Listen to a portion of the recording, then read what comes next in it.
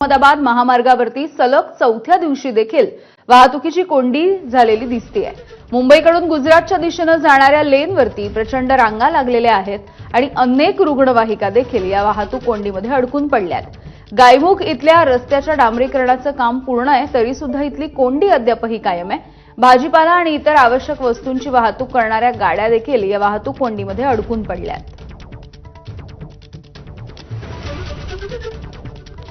मुंबई अहमदाबाद राष्ट्रीय महामार्ग सलग चौथ्या दिवशीही वाहतूक कोंडीने पूर्णपणे जाम झालेला आहे। आपण जर बघितलं आता हा मुंबई अहमदाबाद राष्ट्रीय महामार्ग नायगाव जवळचा हा महामार्ग आहे आणि या ठिकाणी प्रचंड वाहतूक कोंडी आहे। मुंबईहून गुजरातला जाणारी जी लेन आहे त्या ठिकाणी वाहतूक कोंडी झालेली आहे, तर गुजरातहून मुंबईकडे येणारी जी लेन आहे ती मात्र सुरळीत सुरू आहे। आपण जर बघितलं तर या वाहतूक कोंडीचा फटका प्रामुख्याने ज्या रुग्णवाहिका आहेत त्यांना बसत आहे। तासन तास त्या रुग्णवाहिका आहेत या अडकून बसलेल्या आहेत।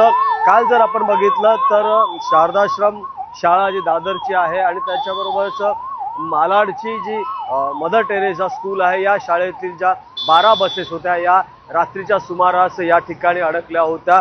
मनसेचे नेते आणि अध्यक्ष राज ठाकरे यांच्या प्रयत्नानंतर मनसे सैनिकांनी यांची खास सोय त्या शाळकरी मुलांची केली होती। 500हून अधिक जणांना रेस्क्यू केलं होतं।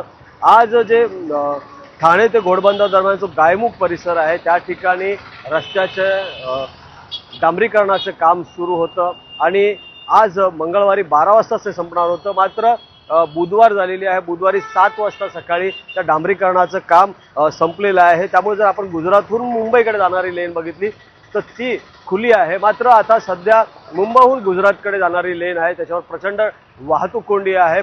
वाहतूक पोलीस प्रशासनानं सांगितलं आहे की आता रस्ता खुला झाला असल्यामुळे हा जो ट्रॅफिकचा लोड आहे हा नक्कीच कमी होईल आणि महामार्ग आता पुन्हा एकदा सुरळीत सुरू होईल।